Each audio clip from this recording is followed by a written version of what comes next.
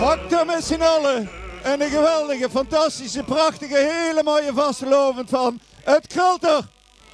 Het krult er en het zal er hier altijd blijven krullen.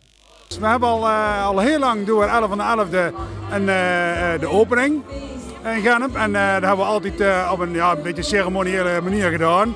Altijd heel rustig. Alleen dit jaar dachten we van nou, we willen toch zo meer uitpakken. We doen er wat artiesten bij, we zetten een podium neer. Goedenavond, Gennep! Ja, en we dachten nou, ik denk dat er wel behoefte aan is dat mensen dat mooi vinden. Ja, overdag moeten mensen werken. En we dachten op maandag is het verstandig om het in ieder geval 's avonds te doen. En ja, we nooit in de toekomst gaan doen. Maar voorlopig dachten wij het slim te doen om het 's avonds, want ze hebben mensen niet wat kans om op te komen. 3, 2, 1, scheppen met die dingen. En dan gaan we nou de steken op.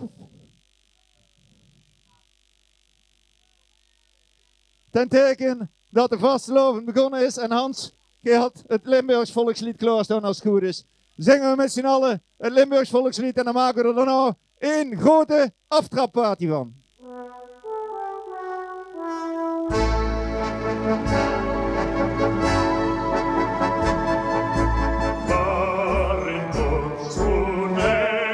Waarom op 11 november?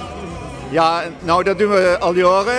Op de 11 van de 11e hier openen het carnavalseizoen en niet alleen hier in Gennep, maar in heel Limburg.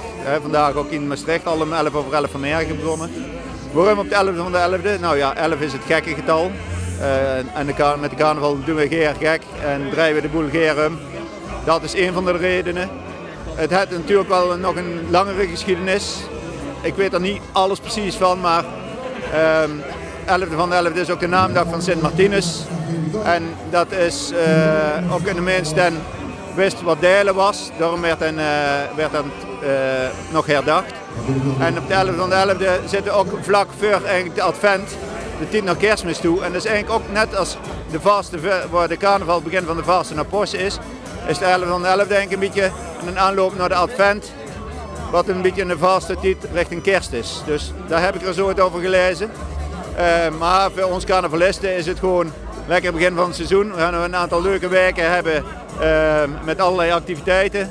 En dan straks na 1 januari, na de kerst, dan pakken we de draad weer op.